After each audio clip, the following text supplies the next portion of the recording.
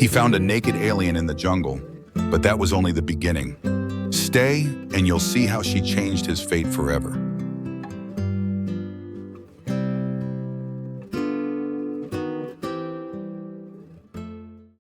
The warning sirens screamed through the narrow cockpit of the scout vessel Horizon.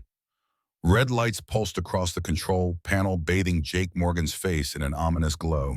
Sweat rolled down his temples as he wrestled with the control stick muscles, straining against the violent shudder of the ship.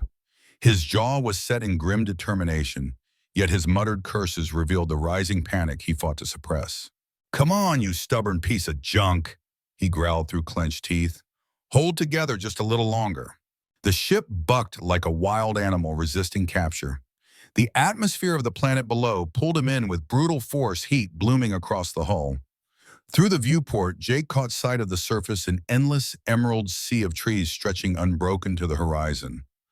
A jungle world, beautiful from orbit, deadly when approached like this.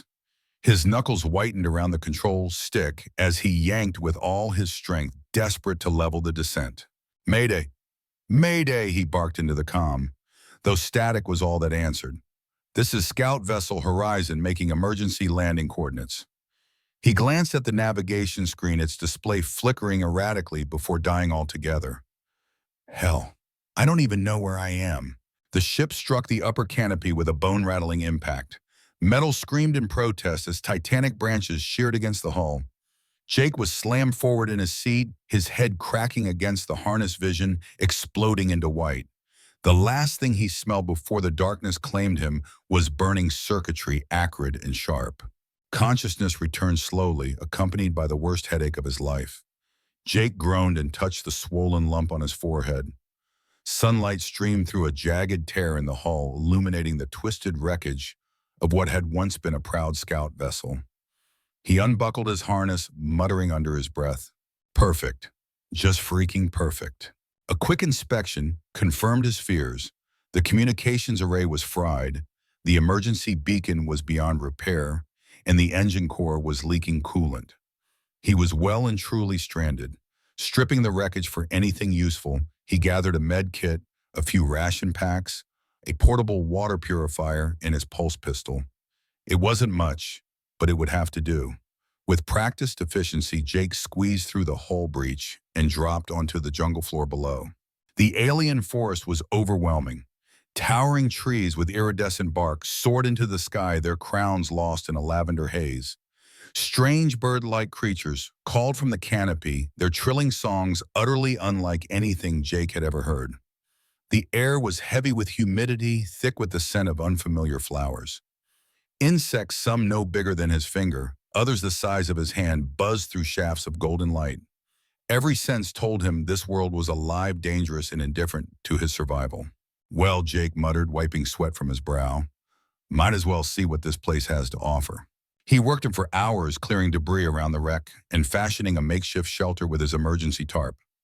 As the alien sun began to set, painting the sky in rose and amber, he lit a small fire with the survival kit's plasma lighter. The warmth was a comfort against the encroaching darkness, but it couldn't drive away the gnawing loneliness. Stranded with no way to call for help, he faced the possibility of dying on this planet without ever being found. Jake was chewing a ration bar when he heard the faint rustle of undergrowth behind him. Instinct took over. His hand flew to his pulse pistol, drawing it smoothly as he rose to his feet. He turned toward the sound, his voice steady, though his heart raced. "Who's there? I'm armed, but I don't want trouble." The jungle fell silent. For a long, tense moment, only the crackle of the fire filled the air. Then the foliage parted. She stepped into the firelight like a vision pulled from myth. Jake's breath caught in his throat. The figure before him was unmistakably humanoid, a young woman, slender yet strong, her skin shimmering with a faint bluish glow. Long silver-white hair cascaded over her shoulders, barely concealing her nudity. Her large, luminous eyes regarded him with unflinching curiosity, not fear. "Holy shit," Jake whispered, lowering his weapon without realizing it. You're not what I was expecting." The alien girl tilted her head, studying him with the same intensity he studied her. She took a step closer, then another, her movements graceful, almost ethereal. Jake forced himself to stay still, afraid any sudden motion would send her fleeing. At last, she stopped just a few feet away and extended a delicate hand pointing toward his chest. Human, she said, her voice melodic, almost musical. Jake blinked in shock. You can speak English? A smile spread across her face, her teeth unnervingly perfect. Learn from sky voices. Many cycles. Sky voices. Sky voices. His mind scrambled to connect the dots.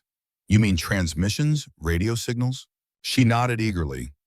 Yes, radio. Learn words. Never see human before. Her gaze wandered openly across his body from his sweat-dampened flight suit to the stubble shadowing his jaw. You different. Despite himself, Jake chuckled. Yeah, I guess I am. He gestured to himself. I'm Jake Morgan. She tapped her chest lightly. Nari. Nari, Jake repeated, smiling despite the strangeness of it all. Nice to meet you. The fire crackled between them as the alien sun sank beneath the horizon. Shadows deepened, but Jake no longer felt alone. He invited her to sit, half expecting her to refuse. To his surprise, she folded her legs gracefully and settled across from him, perfectly at ease in her nudity. Jake tried to keep his eyes on her face, but his discipline faltered against her beauty. So Nari, he said awkwardly, do you live nearby? She gestured vaguely at the surrounding jungle. All is home. Where your home, Jake? Far from here, he admitted, glancing up at the unfamiliar stars. And I'm not sure how I'm getting back. For the first time, her expression softened with what looked like genuine concern. Nari helped Jake. Tomorrow show special place. Maybe fix skyboat. Her words made him smile. The way she said skyboat almost made the situation feel less hopeless. That would be great, Nari. Thank you. They shared his ration packs, Nari tasting the processed food with visible curiosity. Jake, for his part, found himself fascinated by her every gesture, every intonation. She was alien, utterly different from any woman he'd known, and yet there was a warmth in her presence that soothed him. A spark of connection had ignited between them, though neither could yet comprehend how profoundly it would shape their lives. That night, Jake lay awake longer than he intended, watching Nari as she drifted into sleep beside the fire. Her silver hair gleamed in the firelight, her chest rising and falling in a slow, steady rhythm. She looked fragile in that moment, almost childlike, and yet Jake knew instinctively she possessed a strength rooted in this world, a bond with the jungle he could only guess at. As the alien constellations wheeled overhead, Jake closed his eyes with a thought that made his heart race. I'm not alone anymore. The jungle night was alive with sound. Strange insects buzzed in complex rhythms, and somewhere far in the distance, a creature let out a call that was half roar, half song.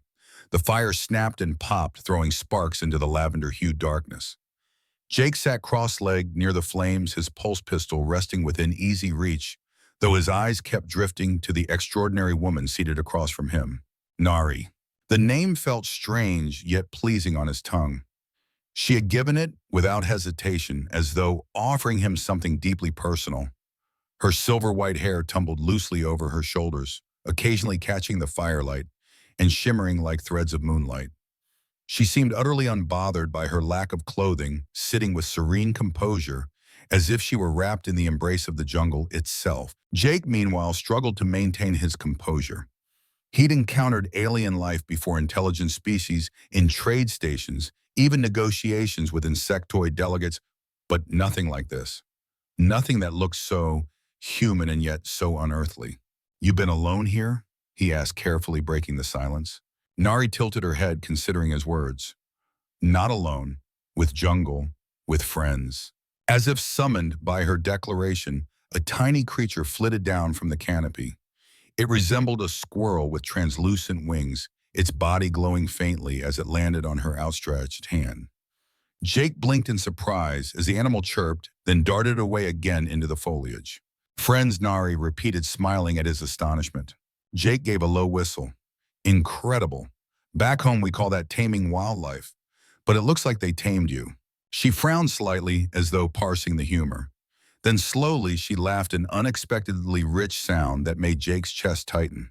They ate in relative peace, Jake sharing his ration packs, while Nari offered him pieces of unfamiliar fruit she had gathered earlier. One was bright red, shaped like a star, its flesh tasting of both citrus and honey. Another was pale blue, cool and refreshing like water in solid form. This, better than your food, Nari teased, wrinkling her nose at his compressed protein bar. Hey, Jake, protested, grinning despite himself. That stuff kept me alive more times than I can count. Her laughter bubbled up again, and he found himself smiling wider than he had in months. As the fire burned lower, their conversation grew softer, more tentative. Nari asked about the stars, pointing up at the alien constellations glittering between breaks in the canopy. You're home there, she asked. Yeah, Jake said quietly. Far beyond what you can see from here. A place called Earth. He traced patterns in the dirt with a stick. Blue oceans, green forests, white clouds. Maybe not so different from Arizona, actually, but crowded. Millions of people in cities that scrape the sky. Nari's luminous eyes widened, reflecting both wonder and disbelief. So many Nari. Only Nari here. Her voice carried a note of sorrow, almost imperceptible, but it tugged at Jake's heart. You're the only one of your kind left, he asked gently. She looked away, gazing into the flames. Others, gone. Long ago, jungle keep Nari safe. Her tone was simple, but her shoulders tightened, betraying a pain she couldn't quite express in words. Jake swallowed hard, resisting the urge to reach across the fire and take her hand. He barely knew her, and yet something about her vulnerability hit him harder than he expected. I'm sorry, he said softly. That sounds lonely. Nari glanced back at him, eyes shimmering with an emotion he couldn't name. Not lonely now. Jake here. For a long moment, silence stretched between them. The jungle's nocturnal chorus filled the space where words failed. Jake found himself staring into her eyes, hypnotized by their glow. He forced himself to clear his throat and look away, suddenly aware of the intensity building between them. So, he gestured around them awkwardly. Do you sleep out here every night? Nari nodded, her hair spilling forward as she leaned toward the fire. Jungle warm, jungle safe. Nari listened, dream wake. She placed a hand on her chest. Jungle heartbeat, same as Nari heartbeat. Jake chuckled softly. Back home, most people need a roof over their heads, a bed, maybe even a machine to make sure they don't overheat. You've got us beat when it comes to toughness. Toughness, she repeated, trying out the word.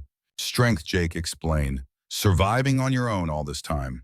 Nari seemed to consider this, then smiled faintly. Jake tough too. Fall from sky, still alive. Guess we're both tougher than we look, Jake admitted. Eventually, exhaustion began to tug at his body. He stretched out near the fire, folding his jacket beneath his head. Nari remained sitting for a while, humming softly in a melodic tone that reminded him of wind through glass chimes. It was oddly soothing. What is that? He murmured, half asleep. Song, she replied, old song, jungle song. It's beautiful, he whispered before slipping into slumber. Jake awoke to the gentle warmth of dawn filtering through the canopy. The fire had dwindled to faint embers. For a moment, he thought he was alone again. Panic prickled his chest until he turned and saw her. Nari sat cross-legged, a few feet away, weaving vines together with nimble fingers. Her silver hair caught the morning light, glowing faintly against her blue-tinged skin. She looked completely at home, like a spirit born from the forest itself. Morning, Jake said hoarsely, rubbing his eyes. She looked up, smiling softly. Sun rises. Nari rises. He chuckled, sitting up. You really are something else. She tilted her head, curiosity sparkling in her eyes. Something else. Unique, he clarified. Special. Her smile widened. Jake special too. Different. Strong spirit. As they shared a simple breakfast fruit she had gathered in water purified from the nearby stream, Jake realized just how quickly the walls he normally kept around himself were crumbling. Normally he was cautious, a soldier trained to keep distance, to measure risk. But with Nari, everything felt different, simpler, real. She asked question after question, her childlike curiosity both amusing and disarming. Why did humans wear clothes? Why did they eat dead plants instead of living ones? Why did they cut trees instead of talking to them? Each question was naive, yet also piercing, forcing Jake to rethink things he had long taken for granted. Clothes keep us warm, protect us, he explained patiently. Skin already warm, she countered, touching her arm. Jungle protect, too. He laughed. Fair point. But where I come from, people would be uncomfortable seeing you like this. Her brows knit together in confusion. Uncomfortable why? Jake hesitated, suddenly aware of the absurdity of trying to explain human modesty to a woman who saw no need for it. It's complicated, he said finally. I'll show you one day. Nari considered this, then shrugged with the ease of someone unconcerned with such things. By the time the sun climbed higher, painting the jungle in brilliant greens and golds, Jake felt a bond forming between them. Fragile, tentative, but undeniably real. She was no longer just an alien girl who had stumbled out of the forest. She was Nari, someone with a name, a voice, and a quiet strength that pulled at him in ways he didn't yet understand. And as he watched her rise gracefully to her feet, stretching her arms toward the canopy as though greeting the day, Jake couldn't shake the sense that his life had just taken a turn far stranger and far more meaningful than he could have ever imagined. Tomorrow, she had promised she would take him to a special place. He had no idea what awaited him there.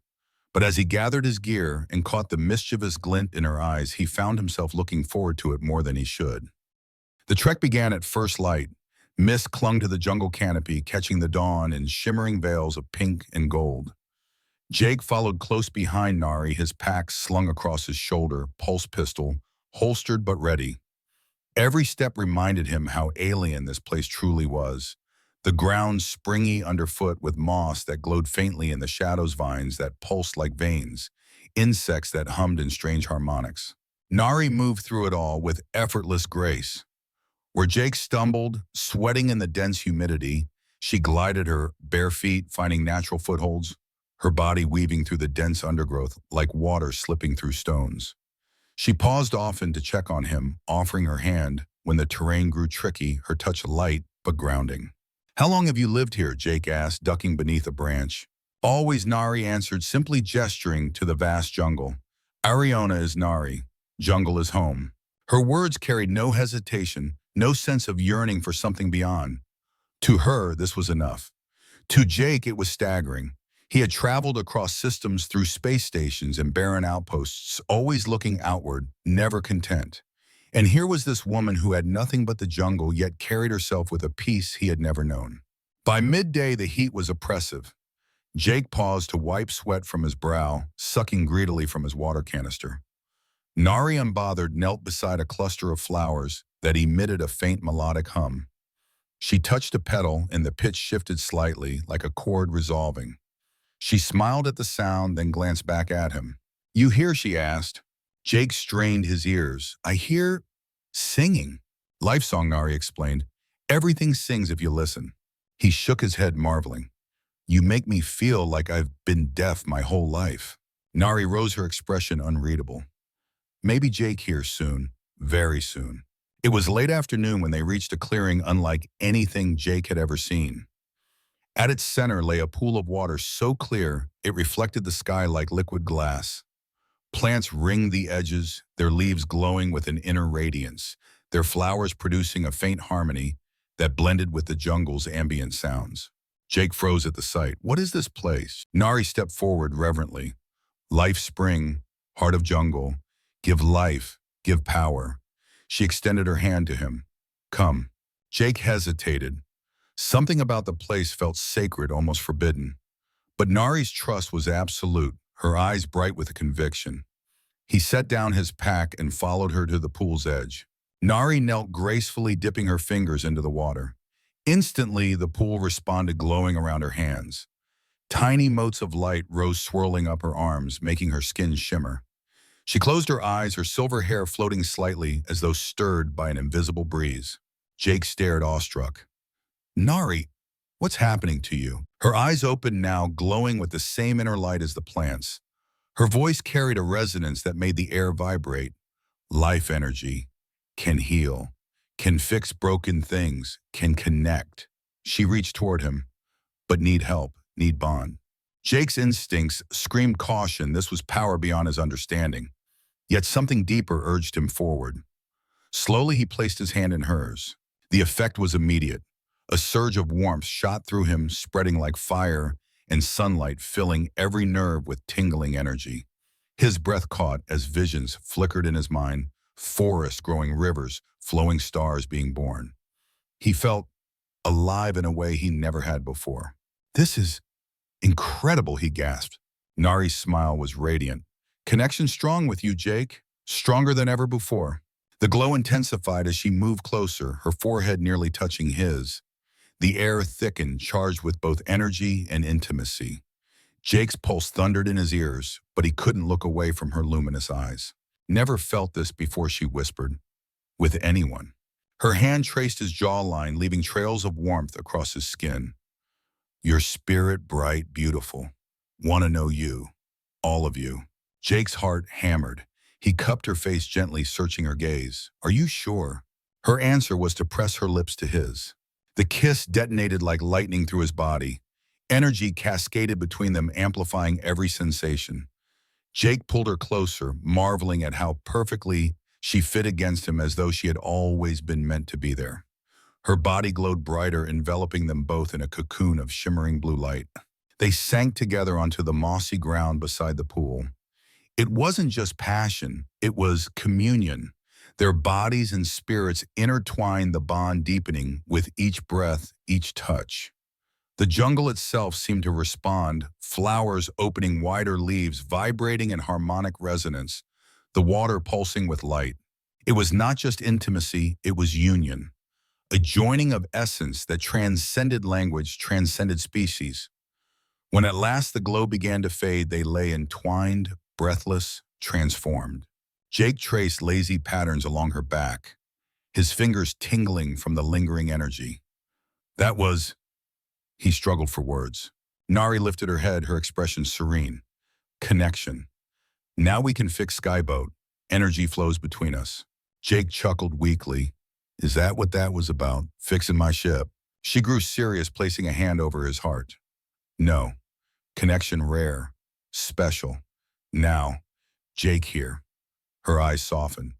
"Always." Jake swallowed, his throat tight. "I feel it too," he admitted. "But what happens when we fix the ship? What happens then?" She silenced him with a finger against his lips. "First fix, then decide." A playful smile returned. "Maybe Jake stay, maybe Nari go, maybe both." Jake smiled back despite the swirl of emotions churning in him. "I like that last option." As twilight deepened, they dressed and gathered their things. But Jake was no longer the same man who had crashed into this jungle. He felt attuned, as though the entire forest whispered around him. Colors seemed sharper, sounds richer, life more vibrant. Hand in hand, they began the journey back to the crash site. Every step hummed with the current between them, a bond that neither could break. "I still can't believe what just happened," Jake said, squeezing her hand. "It's like I can feel the jungle itself now." Nari beamed. "Connection opens, eyes opens, heart." She pressed her free hand against a towering tree as they passed. The bark glowed briefly beneath her touch, as though the tree itself acknowledged their bond. Jake shook his head in wonder. "You're unbelievable." "Together," Nari corrected softly. "Unbelievable together." And as the jungle welcomed them back into its embrace, Jake knew his life had crossed a threshold from which there would be no return. The jungle was never quiet. At night it roared with a chorus of creatures competing for dominance, and by day it buzzed and sang with relentless energy. But as Jake and Nari approached the clearing where the horizon lay, something shifted. The soundscape dulled. Birds that had chirped moments before fell silent. Insects vanished into the foliage. The very air thickened with tension. Jake's instincts screamed at him. He threw an arm out, stopping Nari mid-step. "Wait," he whispered. His pulse pistol was already in his hand. "Do you hear that?" Nari tilted her head, silver hair falling across her shoulder. Her eyes narrowed, her body tensing like a predator, scenting danger. "Not jungle sounds," she murmured. "Others." Jake crouched, motioning for her to follow. They crept forward through the undergrowth until the crash site came into view. Jake's stomach clenched. 3 figures in insectoid armor prowled around the wreck of the horizon. Their movements were systematic, practiced. One scanned with a handheld device, another pried at the hull plating, while the third piled scavenged components into a crate. Krell Raiders, Jake muttered, his voice bitter. Of course. Nari's hand brushed his arm, her touch tingling with barely restrained energy. Bad ones, she said, eyes hard. Feel them, greedy, empty. Jake studied them, cataloging weapons and patterns. Plasma rifles, light armor, but strong chitin reinforcements. Dangerous but not invincible. They strip ships for parts, sell them to the highest bidder, he explained. If they see us, they won't just walk away. What we do, Nari asked, her voice calm, steady. Jake exhaled slowly. He had no comms, no backup, no way to call for help. The horizon was his only ticket off this planet, and those raiders were dismantling it piece by piece. We take it back, he said grimly, but we'll need to be smart. Nari crouched, pressing her palms flat to the earth. Her eyes fluttered shut, her breathing slowing until she seemed part of the ground itself. Jake felt it then, the faint vibration beneath his boots, the subtle stirring of life all around them. The jungle protects its own, Nari whispered, her voice resonant with power. Jake now jungle too. Jake swallowed hard as vines near the crash site began to slither across the ground, creeping toward the raiders like serpents. Nearby plants swelled, releasing glittering spores into the air. Overhead, flocks of luminous insects began to circle their patterns, tight, agitated. Holy hell, Jake breathed. Remind me never to piss you off. Nari opened her eyes, glowing faintly. Distraction ready. When they run, we take back Skyboat. Jake nodded, adrenaline pumping. All right, let's do this. The jungle erupted. Vines lashed out, tangling around the raider's legs. One cursed in a shrill insectoid tongue, firing his rifle wildly as he fell. Spore clouds descended, shimmering in the sunlight, clogging their filters and making them cough violently. Swarms of insects dive-bombed their helmets, wings buzzing furiously, creating a disorienting cacophony. This place is cursed, one of the raiders shouted through his comm. Jake seized the moment. He burst from cover, pulse pistol raised, and fired a clean shot into the nearest raider's chest plate. The impact knocked the alien sprawling, sparks flying. Nari, get to the ship, he shouted, pivoting to fire again. The second raider tore free of the vines and turned his weapon on Jake. Energy sizzled past his head, scorching bark and sending splinters flying. Jake dropped into a roll, came up on one knee and squeezed off 2 shots. The first hit the raider's rifle, exploding it in his hands. The second slammed into his shoulder, spinning him around with a screech. The third raider advanced from the left, moving fast despite the insects swarming his visor. He swung a heavy blade, catching Jake off guard.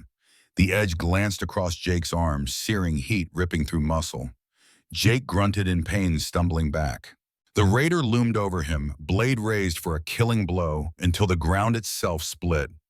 Roots burst upward, wrapping around the alien's torso, dragging him down into the dirt. The raider shrieked, thrashing as the earth swallowed his legs to the knees. Nari stood behind him, her eyes blazing. Hurt Jake. Her voice was low, dangerous. Jungle say no. With a final heave, the roots tightened, cracking the raider's armor until he slumped unconscious. The surviving 2 hesitated, their confidence broken. One tried to retreat toward the trees, but Nari slammed her palms to the ground again. The soil bucked like a living thing, throwing him off balance. The other fired blindly, only to be swarmed by a tidal wave of insects that battered his helmet until he dropped his weapon and bolted. Fall back, the leader screeched. Not worth it. Within moments, the raiders vanished into the jungle, leaving behind broken gear and the smoldering wreck of Jake's ship. The sudden silence was almost deafening. Jake staggered to the hull of the horizon, clutching his burned arm. The acrid stench of scorched flesh filled his nostrils. He leaned against the metal chest, heaving. That was impressive, he said, between gasps. Nari hurried to his side, her face etched with concern. She pressed her glowing hands against his wound. Cool energy flowed through his flesh, soothing the pain, knitting the burn into little more than a red scar. Jake blinked in disbelief. You healed me. Nari healed, she said, simply meeting his gaze with those luminous eyes.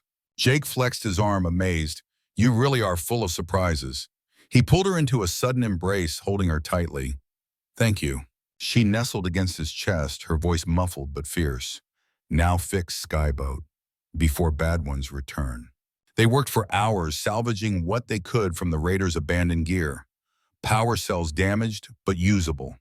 Metal scraps that could patch hull breaches. Circuit boards they jury-rigged into the ship's systems.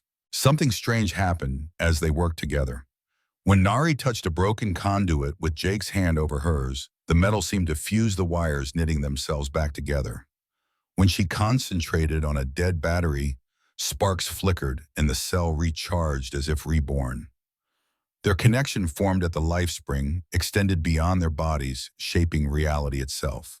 Jake stepped back after sealing a major crack in the hull, shaking his head in wonder. "This shouldn't be possible," he muttered. "Possible with connection," Nari said confidently, brushing dirt from her hands. Jake and Nari strung together. He grinned despite his exhaustion. "Yeah, strong enough to fix a starship, apparently." By the time the alien sun dipped low again, the horizon hummed faintly with life. Its hull was still scarred. The cockpit flickered with warning lights, but its essential systems thrummed stable. It could fly again. Jake leaned against the landing strut, wiping grime from his face. "We did it," he said, unable to keep the grin from his lips. "She'll fly." Nari clapped her hands together in childlike delight. "To stars now. See other worlds." Jake's smile softened as he studied her. Wild, beautiful, glowing with power and innocence. She had no idea what awaited her beyond this jungle politics, greed, exploitation, and yet her excitement was pure. "There's just one thing we need to take care of first," he said, gently gesturing toward her unclothed form. Nari tilted her head, puzzled. "Clothes like Jake wears?" She tugged curiously at his torn flight suit sleeve. "Exactly," Jake said, trying not to laugh. "Where we're going, people wear clothes. Trust me, you'd attract way too much attention." Thwan. For a moment, she looked down at herself, then back at him, her lips quirking in amusement. "Nari wear clothes like Jake. Learn new ways." Jake chuckled, shaking his head. "Yeah, new ways. Wait until you see what passes for fashion out there." He had no idea that the next step, taking her to Vexus Prime, would plunge them into an adventure far more dangerous than Krell raiders or jungle beasts. But as Nari's hand slipped into his, her grip warm and steady, he knew one thing for certain: they'd face it together. The horizon limped out of Ariana's atmosphere with groans of stressed metal and the faint smell of ozone in the cabin, but it flew. Jake sat at the controls, every flicker on the display making his stomach clench. Yet beneath it all was a surge of pride. Against impossible odds, he and Nari had restored the ship. Not just with tools, but with something stranger: connection, energy, and trust. Nari sat in the co-pilot's seat, wrapped in a makeshift garment Jake had fashioned from the ship's emergency tarp. It was more a draped wrap than real clothing, and she fidgeted with it, constantly tugging at the material like it was a foreign skin. "Not comfortable," she declared, running her fingers along the coarse weave. "Skin better." Jake laughed. "I know it's not great, Jungle Girl, but we'll get you something proper once we reach civilization. Believe me, you'll thank me when you see the looks people would give otherwise." Nari tilted her head, eyes gleaming with mischief. Jake not like looks. He almost choked on his own words. "That's different. Trust me, Nari. Out there, people don't see the way I see you. They'd see—" He hesitated, searching for the right words. "They'd see an opportunity. To take advantage. I won't let that happen." Nari studied him for a long moment, then smiled softly. Jake protect. Nari trust. The journey to Vexus Prime was mercifully short, only 12 hours through sublight hops in a single micro jump. Jake's heart thudded as the sprawling trading hub came into view. A glittering city world, suspended in space towers and spires, piercing the void, ringed with docks, teeming with vessels of every size and shape. Neon lights pulsed like constellations, casting the whole station in a kaleidoscope of color. Nari pressed her hands to the viewport, eyes wide with wonder.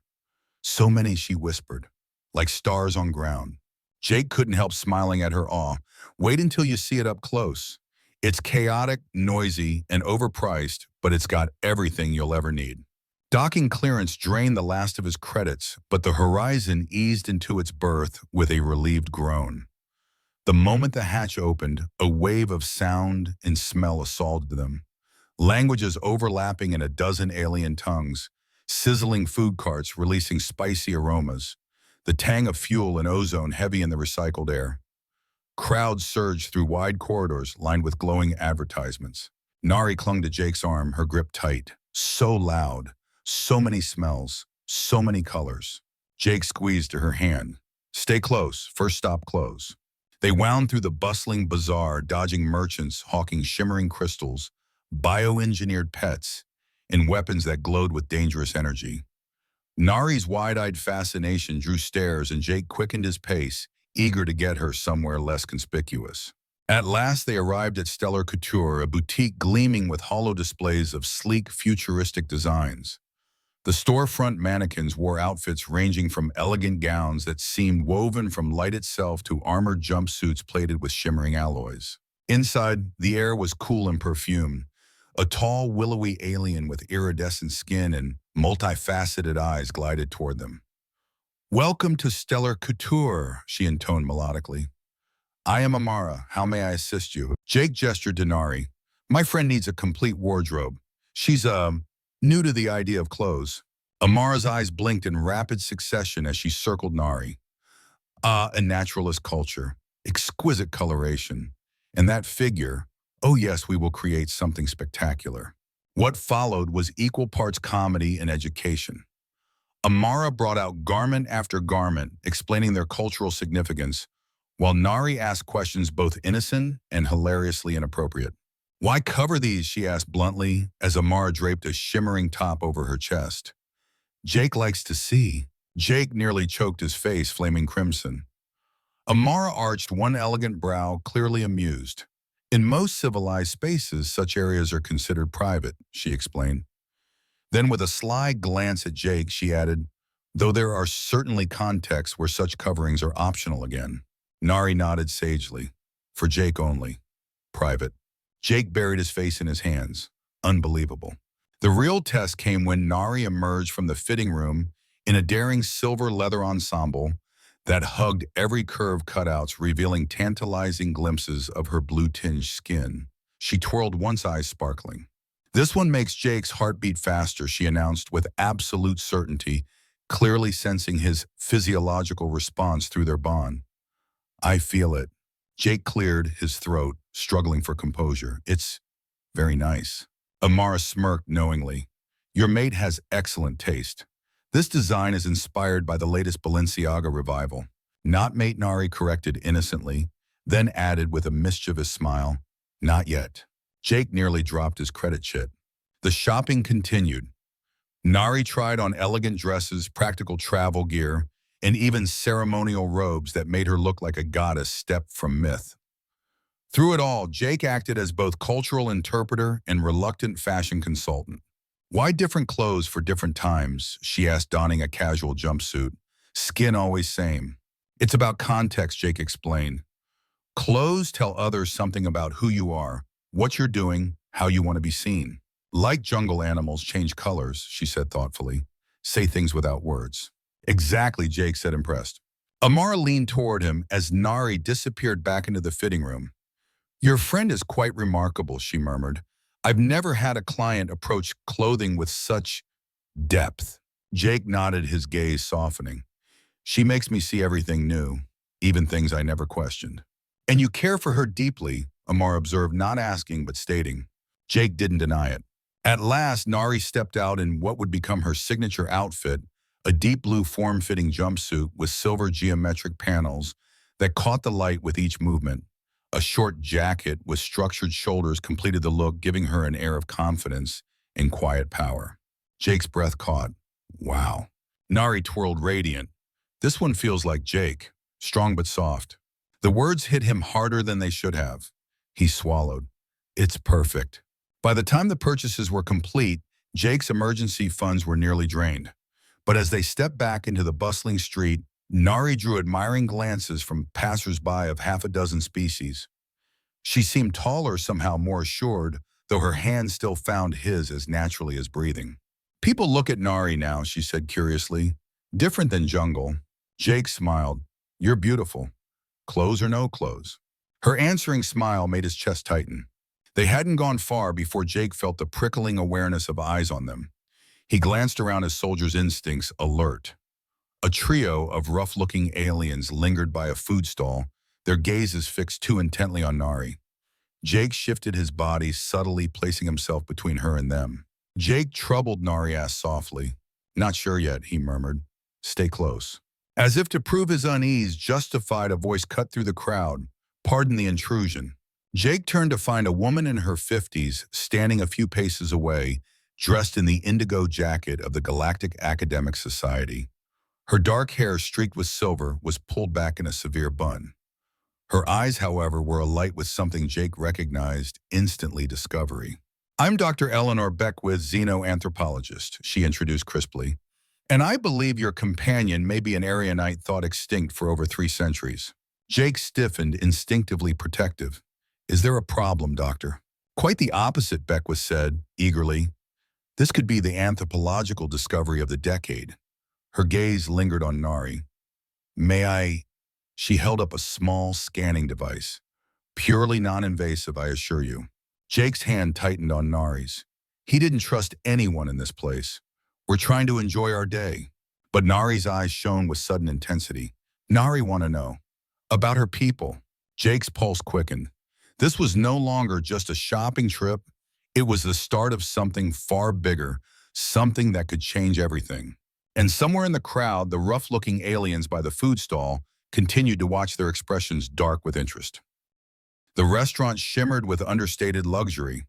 Holographic constellations drifted lazily across the ceiling, casting shifting starlight over elegant booths and diners dressed in finery from across the sector.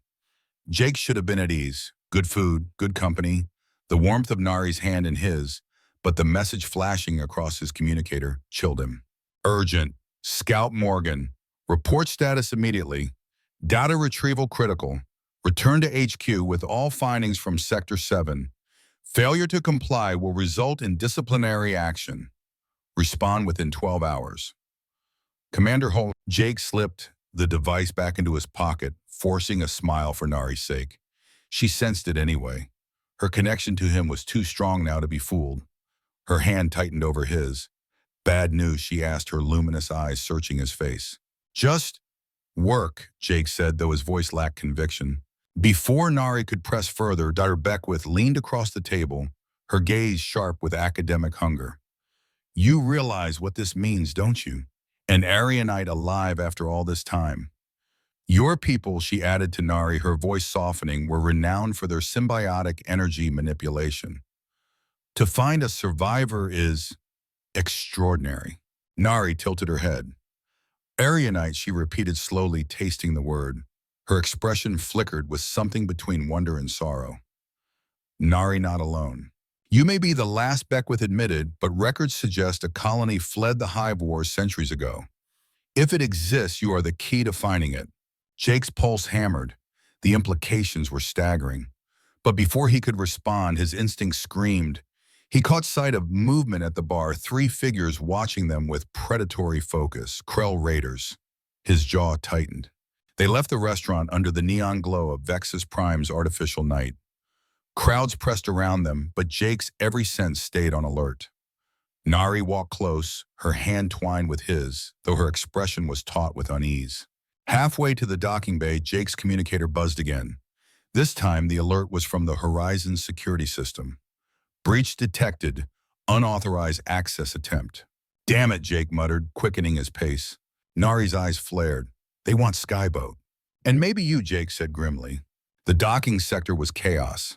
3 Krell raiders stood at the Horizon's entry ramp, while a 4th figure waited in the shadows.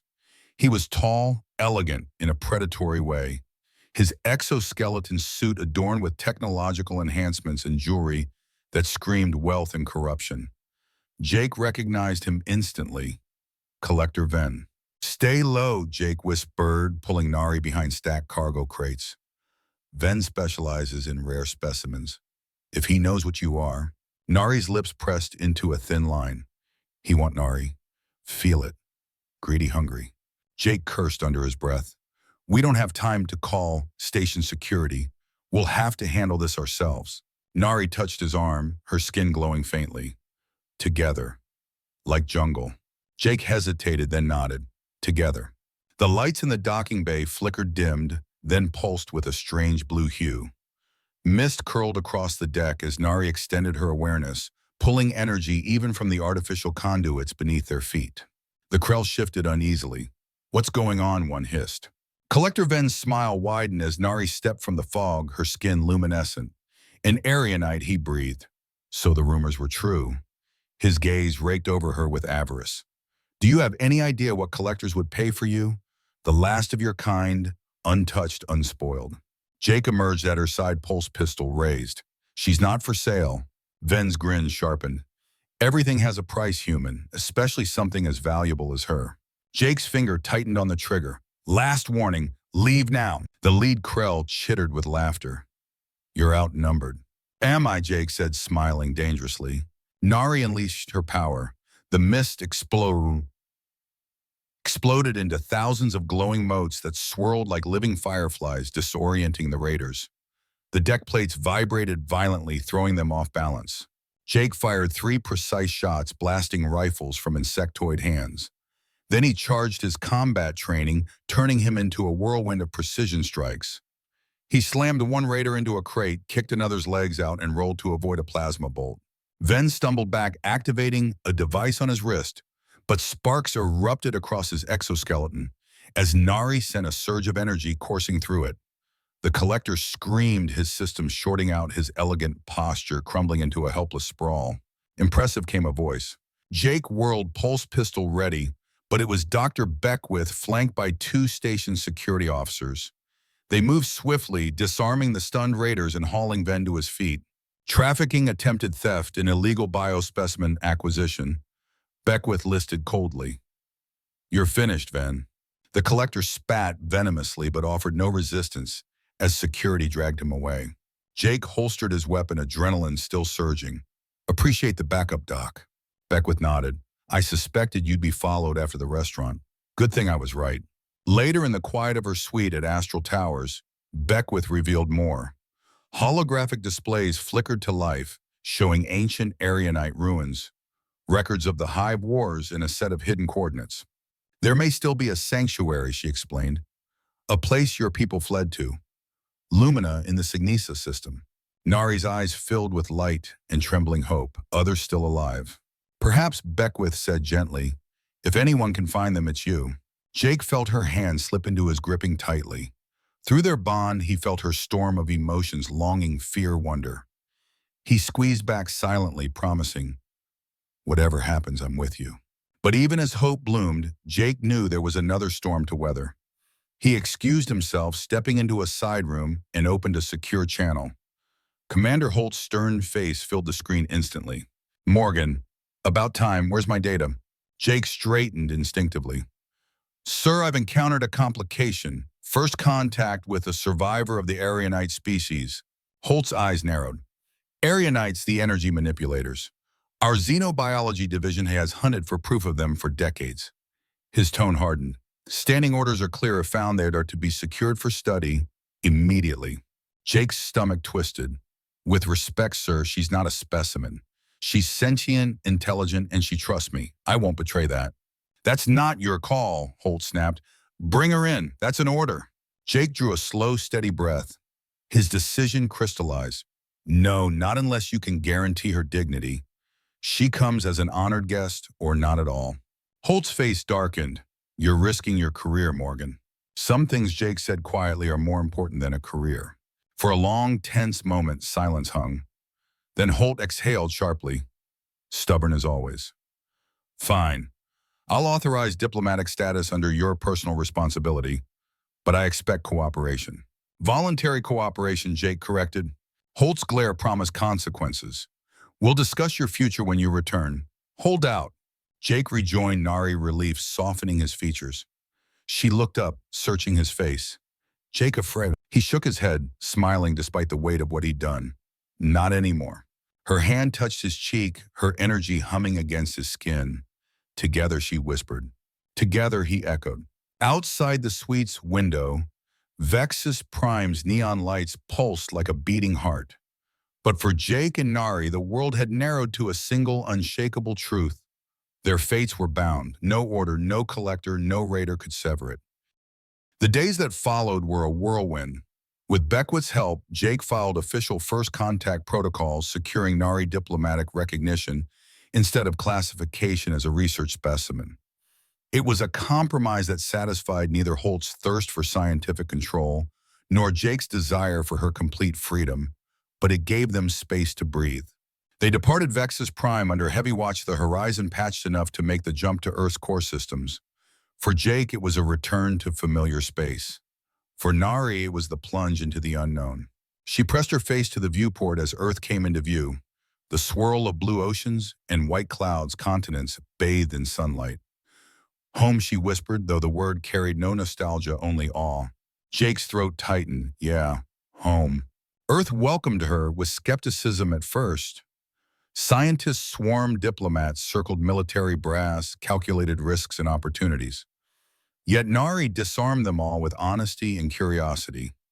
At a press conference, she stood before a sea of cameras and simply said, "Nari not weapon, Nari not prize. Nari is Nari. Want to learn, want to share." The world fell in love. She walked gardens with presidents, debated energy ethics with scientists, even made hardened generals laugh with her blunt innocence. And when she demonstrated her ability, healing a cracked power core with a touch, or making a barren plot bloom into flowers, the skeptics had no choice but to believe. Through it all, Jake stood by her side, equal parts protector and partner. Watching her charm the planet, he realized he had underestimated her. She wasn't just surviving in his world, she was reshaping it. 6 months later, their journey led them to the Cygnus system. Beckwith's research, combined with Earth's refined coordinates, pointed to a moon orbiting the fourth planet, a barren rock on every scanner. Yet as the horizon approached, Nari's skin began to glow. "Feel them," she whispered, pressing her palms to the viewport. "So many minds, hiding." Jake checked his instruments. Nothing but gray terrain, minimal atmosphere. But as Nari closed her eyes and began to hum, a familiar resonance filled the cabin. The sensors flickered. The barren moon shimmered. Like a veil lifting, the illusion dissolved. Forests stretched where only dust had shone, and crystalline towers rose like living sculptures. A hidden world revealed itself, Lumina. Incredible, Jake breathed. Planetary cloaking, powered by their energy. A comm alert chimed. The holographic face of an older Aryanite male appeared, his deep blue skin streaked with silver hair. His melodic voice carried authority. "Unidentified vessel. You carry one of our own. Explain." Nari stepped forward, tears bright in her eyes. "I am Nari of Ariona, last daughter of Homeworld. I come with Jake Morgan of Earth, my protector and my mate." The elder's expression softened. "Ariana still lives.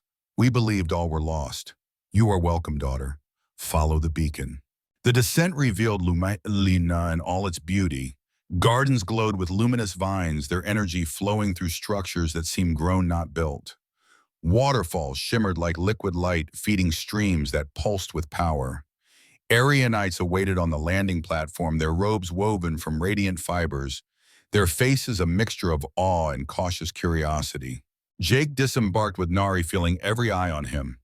"They've never seen a human before," he muttered. Nari squeezed his hand, smiling mischievously. "Like Nari never see human before. Now Nari know humans." "Very well." Jake flushed, earning curious glances from the welcoming committee. The council chamber was unlike anything Jake had known. Living plants wound into data conduits. Streams of water carried sound like voices, and light itself bent to illuminate the speakers. Elder Thelen, the man from the hollow, addressed them solemnly. "For generations we have hidden, cloaking ourselves from those who would exploit us. But our sanctuary is no longer safe. The Vexus Corporation probes this system, hungering for our energy." Jake's jaw tightened. "If they threaten you, Earth will stand with you. The diplomatic accord we established recognizes the Aryanites as a sovereign people. Any corporation that tries to exploit you will face consequences." A murmur spread through the council. One elder, a tall woman with luminous green eyes, asked, Why would Earth defend us?" Jake met her gaze without flinching. "Because it's right. Because you're not a resource, you're people. And because Nari is my family now. Her people are my people." Nari's eyes glowed with pride and love. Through their bond, Jake felt her joy like sunlight warming his chest. The council deliberated briefly before Thelen spoke again. We accept Earth's protection. In return, we will share our knowledge. Together, our peoples may heal worlds ravaged by greed. That night, Jake and Nari were shown to private quarters living chambers grown seamlessly into crystalline trees alive with gentle light. As they prepared to rest, Nari's expression turned serious. Jake must choose, she said softly. Stay on Lumina, go back to Earth, or... Her voice trailed off, uncertain for the first time. Jake took her hands, feeling the bond hum between them. Option 4, he said with a smile. Both. Earth appointed me ambassador to Lumina. I'll travel between our worlds. And I want you with me. Relief and joy surged through her, their connection pulsing with warmth. Yes, she whispered. Nari, go everywhere with Jake. Jake swallowed, hard nerves prickling. Then there's one more thing. He reached into his pocket, pulling out a small box.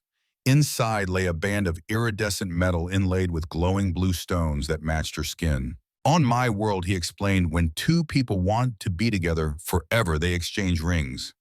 Nari, will you be my mate forever?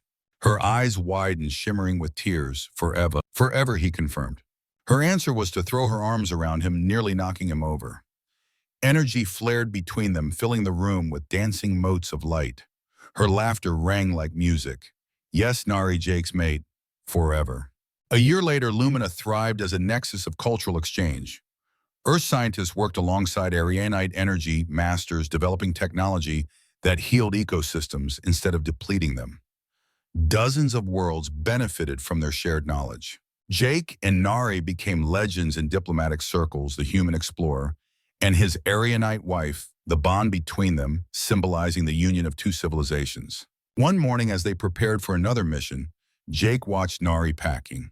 She had developed a flair for fashion since that first bewildering shopping trip, balancing sleek Earth styles with Arianite ceremonial garments. Remember when I had to explain clothes to you, Jake teased, wrapping his arms around her from behind. Nari laughed, leaning back against his chest. Nari thought Jake crazy. Why cover beautiful body? Now look, Nari have more outfits than Jake. He kissed her neck softly.